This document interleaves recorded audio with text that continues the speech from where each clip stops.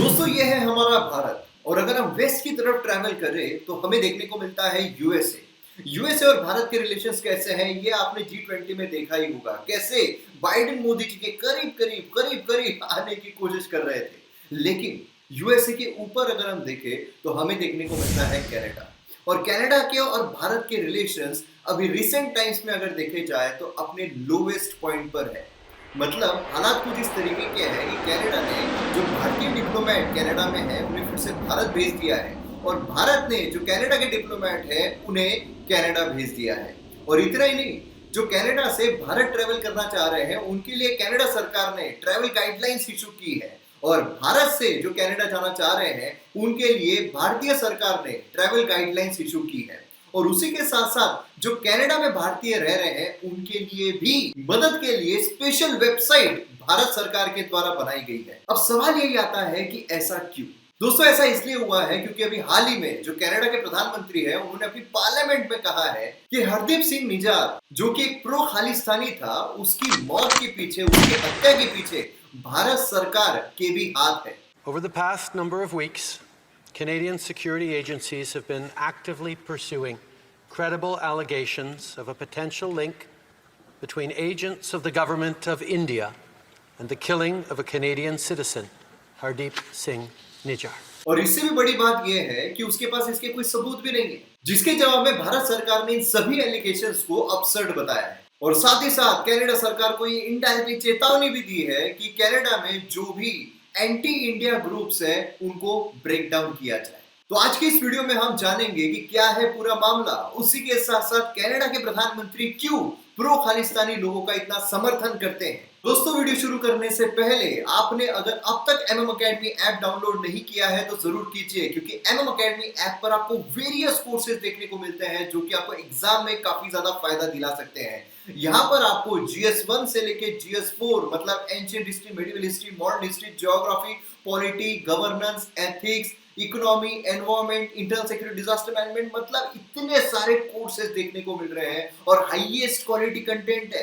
देखिए दोस्तों, मैं हमेशा बोलता हूं कि दुनिया में दो तरीके के कंटेंट होते हैं, एक जो आपको आपकी गोल तक लेकर जाता है और दूसरा वो जो आपको गोल गोल गोल गोल घुमाता रहता है। तो हमारा जो कंटेंट है आपके गोल तक जरूर लेकर जाएगा, प्लस आपको पर्सनल गाइडेंस भी मिलता है जहां पर आपकी जो मेहनत है वो सही डायरेक्शन में है या नहीं ये भी आपको पता चलता है। तो डाउनलोड कीजिए MM अकेडमी ऐप और वीडियोस को एंजॉय कीजिए। तो दोस्तों जिसकी वजह से ये पूरी कंट्रोवर्सी हुई है, मतलब जो कनाडा के प्रधानमंत्री है भारत के अगेंस्ट भी जाने को तैयार हो गए हैं, मतलब हरदीप सिंह निज्जार, इसके बारे में जानने से पहले हमें खालिस्तान मूवमेंट क्या है वो शॉर्ट में समझना होगा। तो दोस्तों खालिस्तान मूवमेंट ये काफी कॉम्प्लेक्स है, लेकिन अगर सिंपल लैंग्वेज में आपको बताऊं तो सिख के लिए एक सेपरेट होमलैंड की मांग यही है Khalistan movement. Living outside India, a large majority of Sikhs support Punjab, support development of Punjab within the framework of India. Hundreds of his supporters overran a police station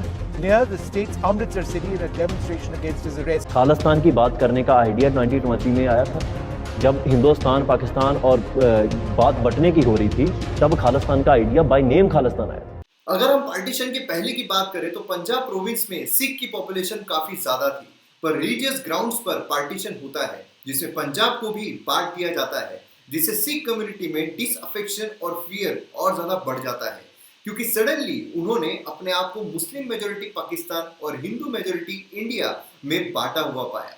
1966 में पंजाब का फिर से एक बार विभाजन होता है और इस बार लिंग्विस्टिक बेसिस पर और नया Hindi speaking state Haryana form होता है।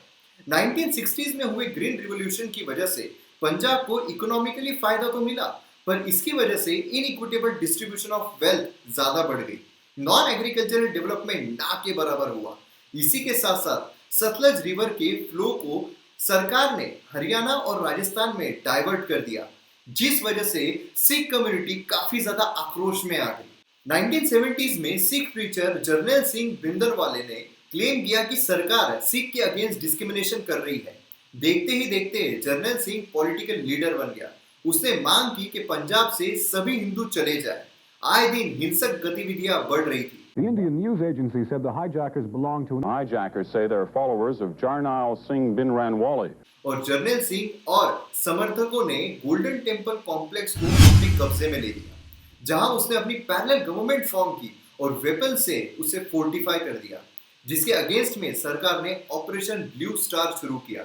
इस ऑपरेशन के तहत 554 मिलिटेंट और सिविलियंस मारे गए और 83 सोल्जर्स भी शहीद हुए।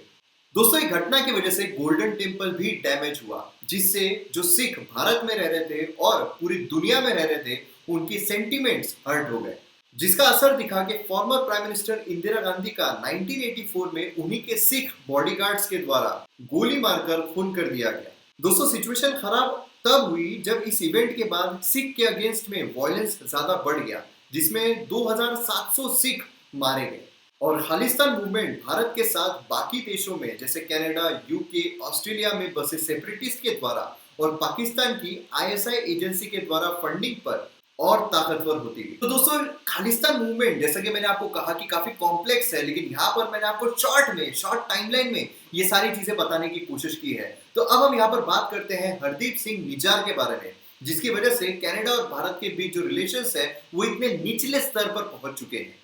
दोस्तों, हरदीप सिंह निज्जार का जन्म 1977 में पंजाब के जलंधर डिस्ट्रिक्ट में होता है।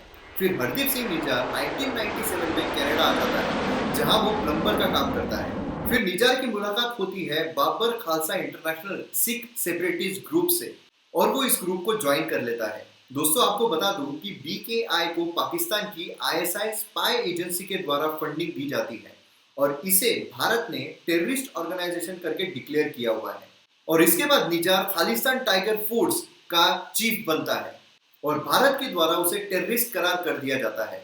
इसके बाद उसे गुरु नानक सिख गुरुद्वारा का हेड करके इलेक्ट किया जाता है। और दोस्तों, ये वही जगह है जिसके बाहर 18 जून को इसकी गोली मारकर हत्या कर दी जाती है। अब आपको ये मन में सवाल आ रहा होगा कि ठीक है, मतलब खालिस्तान मूवमेंट जो है वो हम समझ गए हैं और ये भी समझ गए हैं कि जो निज्जार है वो प्रो खालिस्तानी था। तो अब आपके मन में सवाल आ रहा होगा कि ठीक है, ये तो मतलब एक टेररिस्ट ऑर्गेनाइजेशन है, तो फिर जो कनाडान प्रधानमंत्री है वो क्यों खालिस्तान मूवमेंट को इतना सपोर्ट करते हैं या फिर प्रो खालिस्तानी जो लोग हैं उन्हीं तरह सपोर्ट करते हैं। दोस्तों, कनाडा में सिख पॉपुलेशन 2% से ज्यादा है, जिस वजह से उनका पॉलिटिकल स्फीयर में काफी दबदबा है और कनाडा के हाउस की टोटल स्ट्रेंथ 338 की है। सो किसी भी पार्टी को मेजोरिटी प्रूव करने के लिए 170 सीट्स होना जरूरी है, पर कनाडा के प्रधानमंत्री जो लिबरल पार्टी से बिलोंग करते हैं उनकी 158 मात्र सीट्स है और उन्होंने न्यू डेमोक्रेटिक पार्टी से सपोर्ट लेकर सरकार बनाई है, जिसके लीडर है जगमीत सिंह, जो कि प्रो खालिस्तानी माने जाते हैं और इनका सपोर्ट मिलते रहा, जिससे कि इनकी सरकार बनती रही और यही चीज आगे भी जो कनाडा के प्रधानमंत्री है वो कंटिन्यू रखना चाहते हैं और इसी वजह से जो प्रो खालिस्तानी सपोर्ट है वो यहाँ पर कनाडा के प्रधानमंत्री देते आ रहे हैं। दोस्तों, भारत और कनाडा के बीच ट्रेड रिलेशंस नियरली $12 बिलियन का है और ये काफी हैम्पर हो सकता है। और उसी के साथ साथ कनाडा के काफी सारे पोर्टफोलियो इन्वेस्टर्स ने भी हमारे स्टॉक मार्केट में बिलियंस ऑफ डॉलर्स इन्वेस्ट किए हैं और इसी वजह से जो वेस्टर्न कंट्रीज है उन्हें ऐसा लग रहा था कि भारत जो है वो बैकफुट पर आ जाएगा, भारत जो है वो घबरा जाएगा और भारत जो कनाडा है उसके साथ सपोर्ट यहाँ पर दिखाने की कोशिश करेगा, मगर ऐसा कुछ भी नहीं हुआ। भारत ने उल्टा और स्ट्रिक्टली इस पूरे मसले को हल करने की कोशिश की है। भारत ने वीजा सर्विस से लेकर सारी ही चीजों पर रोक लगा दी है और उसी के साथ साथ जो स्टूडेंट्स कनाडा में पढ़ रहे हैं उनके लिए भी गाइडलाइंस इशू कर दी है।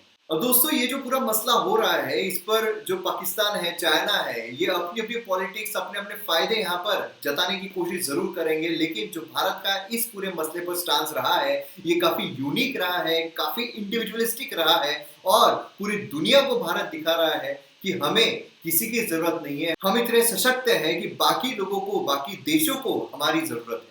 तो दोस्तों, ये पूरे मसले पर आपकी क्या राय है आप मुझे कमेंट सेक्शन में जरूर बताइए और वीडियो पसंद आया हो तो शेयर करना मत भूलिएगा। मिलते हैं अगली वीडियो में। जय हिंद।